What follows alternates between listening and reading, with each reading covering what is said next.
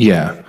So I feel like that in general, just to kind of trying to answer to the same question of like who are the people, I feel like that Colin, like from a songwriting perspective, like Colin is like his strong suit or your strong suit is really like the emotional aspect of something. Like you're really, really strong at that. It was funny because yesterday I was preparing for some YouTube video titles for the upcoming releases, and I was reading the lyrics that were to your project, and then I was reading the lyrics that was to my project.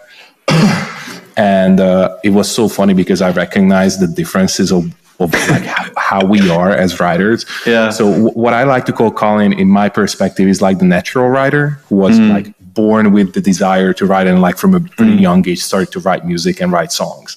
While I was never a natural writer, I'm a writer who kind of like learned how to write thanks to, in a big part, to Colin, but in general, just doing my own research and doing all that. So I'm more of like an architect of songwriting, if you will.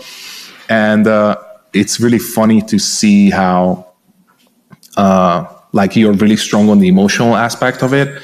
And my writing is way more on like the philosophical side of things, like thinking about concepts and issues in life and in general. And of course, like both are present in both of our tool set, but I just kind of feel like what the strength is. Yeah.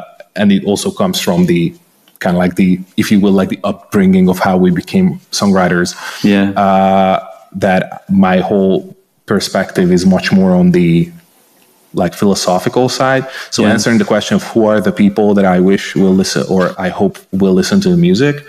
Well, in general, Chewed Up Gummy Bears is a project that is going to be like a mixture of kind of everything. But because of what kind of person I am and what kind of writer I am,